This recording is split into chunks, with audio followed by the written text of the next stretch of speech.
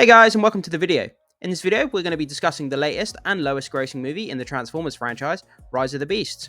So let's transform and roll out as we look at the franchise box office history and where it might go in the near future. But before we do all that, guys, make sure you hit that subscribe button, hit that like button, and stay up to date with all the movie news going on around here. So guys, we're going to be jumping into this ScreenRant.com article here. Transformers 7 final box office total is a new franchise low. The final box office numbers for Transformers Rise of the Beasts are in, and Stephen Caple Jr.'s New Flake represents a new low for the franchise.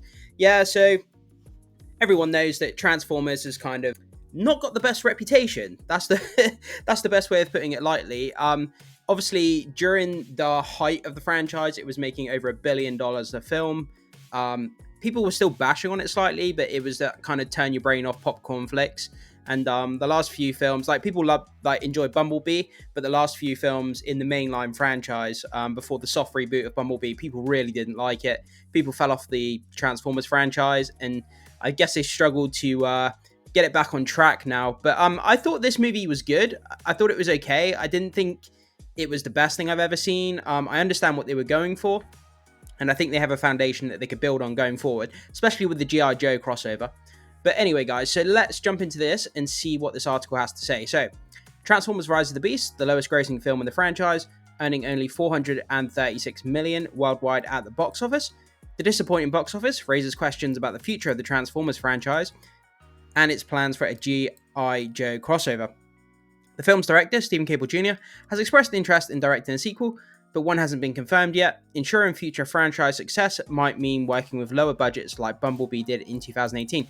Yeah, that's a huge thing within Hollywood. I mean, they really need to dial in their budgets for a lot of these big Hollywood films. I understand a film like Transformers is massively heavy on CGI. There's no other way that you could make it. I mean, you couldn't have practical effects for giant robots. It wouldn't really work very well. But they really need to find ways like cost-cutting measures to, lower the budgets to these films, because the budgets are just getting crazy with these films, and how are they going to ever expect to make returns on these films if they're spending 200 million plus on every film that they're putting out? It's just not a practical thing. But yeah, so Transformers Rise of the Beasts, final box office numbers have been revealed, and the new film in the franchise's lowest grossing entry yet, directed by Stephen Caple Jr., the latest installment in the 7th live-action adaptation of the popular Hasbro toy line. The film, which stars Anthony Ramos, Dominic Fishback, and mixed reviews from critics upon its release in June. Yeah, there's something else that I wanted to say, guys. It's kind of going off on a bit of a tangent, but you got to remember, Hasbro, they make a lot of toys as well. So these films not only generate a lot of money and a lot of revenue, obviously, at the box office, these movies also increase their toy sales as well. You have to remember that. They sell a lot of Transformers has been massive, in toys, right back to the 80s, when the animated movies were coming out. And so these movies come out, it piques people's interest in, buying the toys and everything like that. So their toys is part of their revenue stream as well. So we have to remember that, keep that in mind, guys.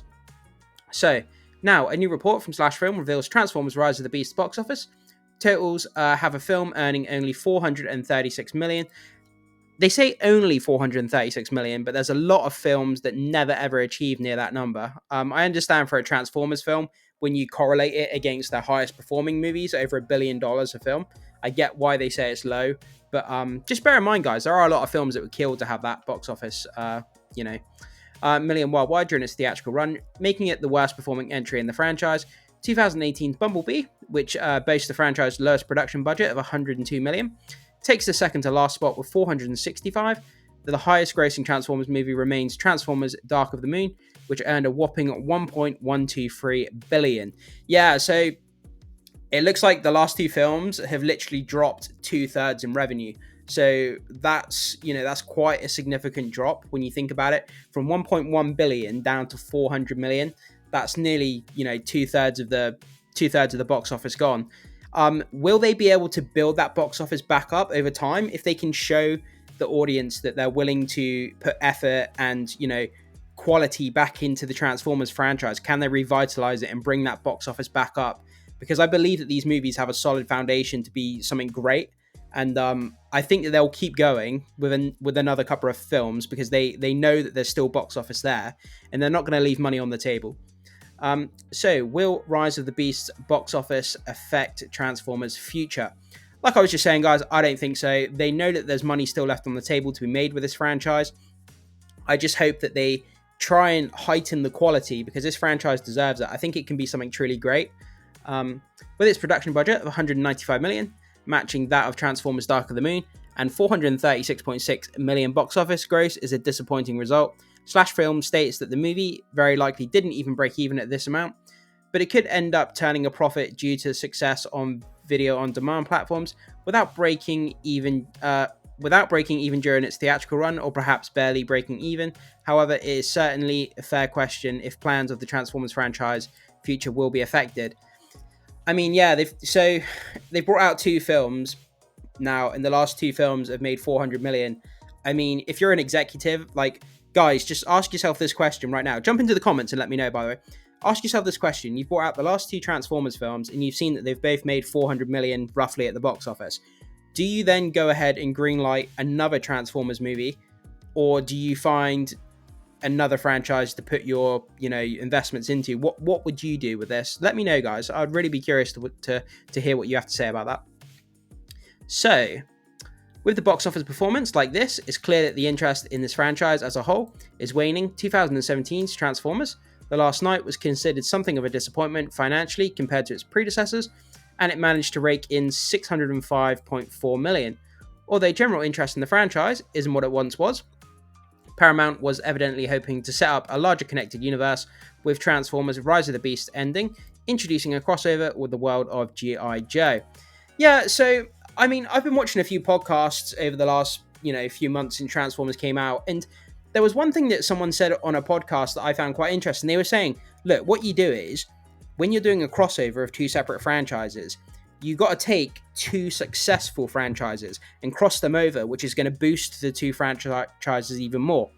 If you've got 2 kind of mediocre performing franchises and you want to cross them over, does that equal a boost to the revenue to have a crossover of 2 franchises that aren't doing too well? Like, I don't really know. Why would, like, if they're doing kind of middle of the road numbers and are not quite like the Transformers and G.I. Joe franchise, they're not exactly hot and they're not making the money that they should be. And to cross them over, is it really a good idea? Shouldn't you make the 2 separate franchises healthy before you cross them over? And I thought that was a really good question to pose that I heard on a movie podcast. So, while the combined power of 2 franchises might be enough to generate buzz, the G.I. Joe franchise itself also struggled, which is what I was just saying, guys. At the box office recently, 2021's Snake Eyes, for example, was a box office bomb, grossing only 40.1 million on a budget of 88. Oh wow, it didn't even make half of its budget back. Wow, that's whew. Well, man, that's a bad day at the office for sure. Some executive's going to get fired for that, I can tell you. Cable Jr. has expressed interest in returning to direct a sequel to Transformers Rise of the Beasts, but one has not yet been confirmed. If the franchise is to continue, it seems like working with lower budgets in Bumblebee range might be the best path forward. Well, yeah, that kind of makes sense, doesn't it? If you're looking to make profit from an item, then you make it at a lower price, or you buy it for a lower price and then sell it and you make more profit because you bought it at a lower price. I mean, if you can make a Transformers film for 100 million, why are we spending 200 million on it? But I get the difference between Bumblebee and, Rise of the Beast. Obviously, Rise of the Beast had a lot more different Transformers in it, whereas Bumblebee mainly focused on the one Transformer. It had the fight scenes, I know, towards the middle and the end. But obviously, Rise of the Beast had a lot more CGI on screen, so I get that that's going to translate into more money. But, they have to find a way of trying to cut these budgets for these massive Hollywood movies, because spending 200 million plus on a movie, man, and then trying to rake in a profit from that, it's just difficult.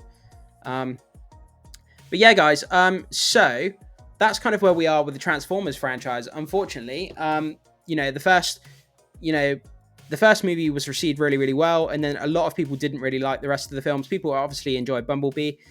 I'm quite mixed on Rise of the Beast. I thought it was okay. I thought it wasn't something that we haven't seen before. It was similar to all the rest of the Transformers franchise. I expected something a little bit fresh and different.